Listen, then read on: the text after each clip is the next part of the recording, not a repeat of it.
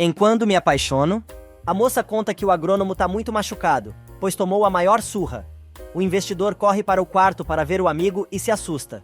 Ele quer que Carlos preste queixa, mas o moço explica que Augusto é o dono do pedaço, e o povoado tem medo dele. Jerônimo não entende, e o agrônomo é obrigado a explicar que naquele vilarejo, quem não está com Augusto, está contra ele e não tem meio termo. Carlos é taxativo e diz que é melhor esquecer tudo, pois a multa do contrato é absurda e não há nada que possa ser feito. Mas o investidor comenta que ficar de braços cruzados diante de tanta injustiça é covardia. E Carlos, aproveitando a bola que Jerônimo deixou quicando, diz: "Eu concordo, mas do que adianta a gente abrir os olhos de toda essa gente se você vai embora e tudo vai ficar esquecido?" Na capital, Antônio diz a Regina que não acha necessário ela manter o investigador particular que contratou, agora que o delegado Cantu está à frente do caso. Carla aparece com uma encomenda para Regina, e quando a mulher abre a caixa, se depara com as roupinhas que sua filha estava usando no dia em que foi raptada por Josefina. A emoção é tão forte que a fisioterapeuta chega a desmaiar. Na casa de Constanza, a mulher comenta com o irmão que está feliz, pois o nome de Renata vai ser limpo, e ele logo será um homem livre. Renata chega para conversar com o pai. A tia se retira para que os dois fiquem sozinhos, e Gonçalo conta que ele e Josefina vão se divorciar. Do outro lado da cidade, Regina recobra a consciência e, chorando, diz que aquelas são as roupas de sua filha. Carla comenta que foi ela quem a comprou para a neta.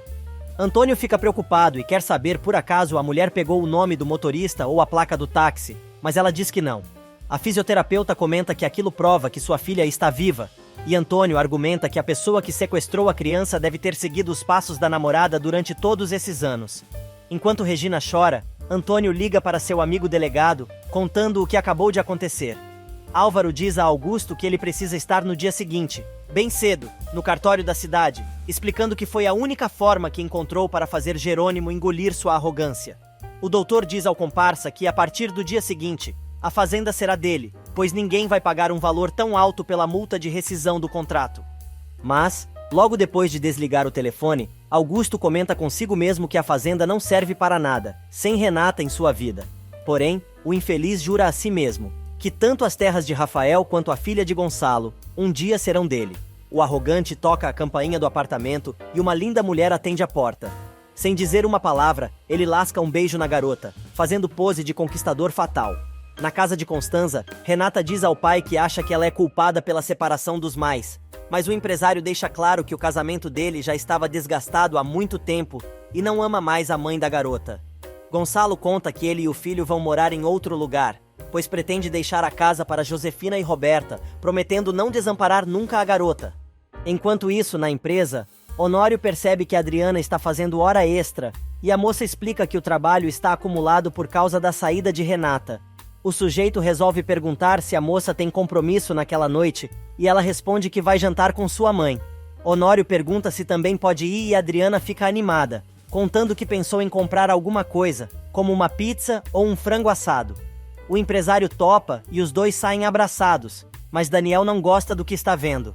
Enquanto isso, do outro lado da cidade, César encontra Selena num restaurante e a moça brinda, dizendo que espera que aquele seja o primeiro de muitos encontros. Josefina chega em casa correndo e diz a Roberta que Matias está estacionando o carro e ela deve aproveitar o momento. A garota se senta na escada e faz cara de triste, iniciando a sua atuação do dia. Matias chega e pergunta o que ela tem, e a moça diz que ele não precisa ser legal com ela só por causa do que aconteceu entre eles. O bobalhão, que está se sentindo culpado pela situação, diz que a convivência dos dois fez ele gostar mais dela, e os dois se dão bem. A palhaça resolve dizer que é uma coisa boa de se ouvir, já que a situação da família está um caos, pois seus pais estão se separando, já que Gonçalo está apaixonado por outra mulher. O rapaz explica que aquilo não é verdade, e seu pai vai se divorciar porque o amor que ele sentia por Josefina acabou. E por falar na megera, ela está escondida no alto da escadaria da casa, ouvindo tudo. Roberta dá uma de boa filha e diz que vai ser muito difícil ela se acostumar com a ausência do pai e blá blá blá. Matias cai que nem um patinho na arapuca da falcatrua e fica sensibilizado com as palavras da moça, que chega a chorar, dizendo que todos os homens da vida dela a abandonam. Enquanto isso, Aurora diz a Augusto que está cansada de seu joguinho, pois queria ter se casado com ele, mas não aguenta mais a história do cara aí, e vir quando tiver vontade. Indignada, a mulher quer saber por que ele voltou, e o engenheiro resolve convidá-la para ir para a fazenda, dizendo que ela sempre foi sua esposa, desde que a conheceu. Na fazenda A Bonita, Jerônimo está quebrando a cabeça para resolver o problema da multa, e reclama com Carlos que a culpa é dele, pois estava com tanta pressa em vender as terras, que não se deu conta desta cláusula do contrato. O agrônomo é taxativo e diz ao amigo que, por causa disso, os dois já perderam aquela batalha. A moça diz que está triste, pois seus pais vão se divorciar, mas prefere falar sobre o assunto pessoalmente. Os dois trocam mais algumas mensagens de amor, e o rapaz promete voltar à capital o mais breve possível. Enquanto isso, Karina pega o marido mandando ver numa garrafa de tequila e diz que está comemorando, pois ele e a esposa serão os novos inquilinos da fazenda. A mulher reclama e diz que, desde que Rafael morreu, ele se tornou um pau-mandado de Augusto e coisa e tal. O médico fica furioso e manda a esposa pro inferno, dizendo que enquanto ele bancar tudo ali, ela deve ficar calada, sem esquecer qual é o seu lugar. Nesse meio tempo, Renata conversa com a mãe que, obviamente, coloca a culpa na filha pelo divórcio. A moça se defende, mas Josefina, se fazendo de vítima, larga a seguinte pérola: "A culpa do meu divórcio não é só sua, e até entendo porque seu pai foi te procurar. Afinal, quem tem telhado de vidro precisa de aliados.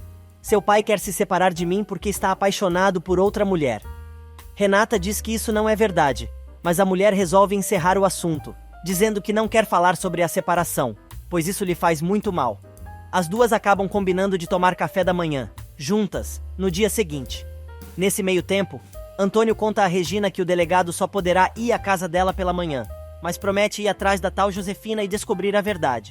Constanza, por sua vez, tenta falar com o marido, dizendo que está preocupada e com muito sono, pedindo a ele que a acorde quando chegar em casa. Mas Honório está na maior farra com Ágata e Adriana, comendo pizza na casa da antiga namorada. Do outro lado da cidade, Selena sonda César para saber se o rapaz tem grana. Ele conta que seu sonho é abrir um restaurante, mas não tem dinheiro. A moça fica confusa e comenta que no clube dizem que a família dele tem uma boa posição social. Mas César explica que o dinheiro é dos pais e não dele. Por isso, saiu de casa há 5 anos e é independente. Selena resolve fazer um carinho na mão do moço, que fica sem graça novamente. Enquanto isso, no dia seguinte, no interior, Matilde e Carlos conversam sobre o futuro da fazenda, quando Jerônimo chega, depois de apreciar os vinhedos e ficar maravilhado.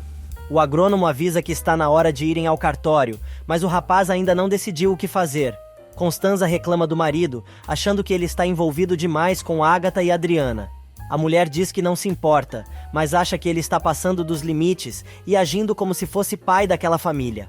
Nesse meio tempo, Renata vai à mansão para ver a mãe, mas Roberta aparece e quer saber o que a irmã está fazendo ali. A moça explica o motivo e a enxerida resolve dizer que aquela casa não é mais dela. Renata não dá a mínima e chega ao quarto da mãe, mas por mais que ela chame, a mulher não desperta.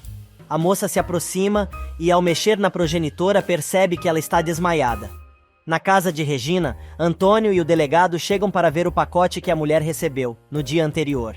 Carla entrega a caixa ao investigador, enquanto Antônio comenta que ficou intrigado porque depois de tantos anos, essas evidências resolveram aparecer.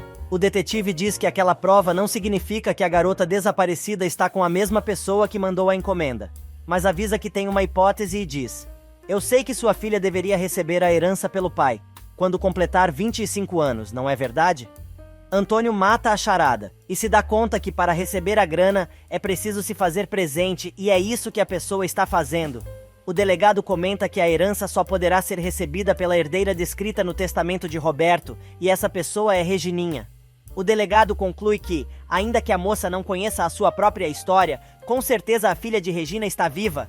Nesse meio tempo, Renata está desesperada e chama a irmã, avisando que sua mãe está inconsciente. Roberta entra no quarto gritando e Renata pede que ela chame o pai. Gonçalo vem correndo e descobre que Josefina está inconsciente. Matias também aparece, enquanto Gonçalo liga para o médico da esposa, dizendo que ia chamar a ambulância, mas viu a receita dele. O médico confirma que a infeliz é sua paciente e avisa que está indo imediatamente à casa da família para vê-la. Jerônimo chega ao cartório acompanhado por Lázaro e Carlos.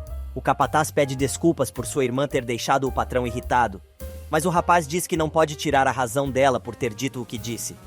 De repente, Carlos vê seus agressores, justamente quando Jerônimo já está voltando com os documentos que foi buscar, e descobre que os sujeitos são empregados de Augusto. Imediatamente o rapaz lembra da surra que levou e diz que aqueles são os homens que bateram nele. Lázaro, furioso, quer ir atrás dos bandidos, mas Jerônimo segura o capataz e afirma que tem outra maneira de resolver a situação sem usar a força. Na mansão dos Monterrúbio, o médico chega para examinar sua paciente e diz que Josefina foi procurá-lo com uma grande dor de cabeça. Ele explica que pediu alguns exames, mas não sabe se a mulher já fez. Porém, está preocupado em função do que acabou de acontecer. Josefina recobra a consciência e finge que não sabe o que está acontecendo. O médico pede licença a todos para examiná-la e assim que ficam sozinhos, os dois comemoram a atuação do teatrinho que armaram. Enquanto isso, Augusto vai ao consultório de Álvaro, acompanhado por Ezequiel e Aurora. O médico conta que Jerônimo já deve estar chegando, pois decidiu tratar da questão pessoalmente. A Aurora diz que vai tomar um café, mas o engenheiro manda a moça ficar e diz ao médico para procurar o tabelião. E na capital, o médico conta que conseguiu estabilizar a pressão da mulher, e coisa e tal. Mas Renata, que não dorme de touca, percebe um comportamento estranho entre Roberta e seu irmão postiço. Sintra explica que ainda é muito cedo para dar um diagnóstico, mas deixa uma medicação que deve ser dada a Josefina de 8 em 8 horas, avisando que a mulher precisa evitar o estresse. Gonçalo pede ao médico que o acompanhe até seu escritório, avisando que vai fazer seu pagamento. Renata tenta demonstrar a sua preocupação e a mulher dá uma patada na filha, dizendo que o estado de saúde dela é o resultado de tantos problemas. Em seu escritório, Gonçalo diz ao médico que acha que ele está escondendo alguma coisa. Sintra pede que a conversa fique entre os dois e revela que está desconfiado de que Josefina tenha um tumor cerebral. Renata resolve dizer à mãe que vai ficar com ela e cancelar seus compromissos. A moça passa a mão no celular e, na frente de Josefina, avisa Regina que sua mãe passou mal e não poderá ir trabalhar. Mas quando a moça desliga o telefone, a Jaburanga monta num porco e começa a gritar com a filha que ela não pode trabalhar no centro de Regina, porque a mulher é amante de Gonçalo e é por isso que ele quer se separar, mostrando as fotos dos dois em um restaurante para a filha. A bipolar muda de tática e, quase chorando, diz: "Por favor, filha, se você não quer que eu morra de desgosto, tem que me prometer que jamais vai ficar perto dessa mulher. Por favor, filha." Nesse meio tempo, Inês conta a Regina que seu filho começa a quimioterapia no dia seguinte e, por isso, não poderá ir trabalhar.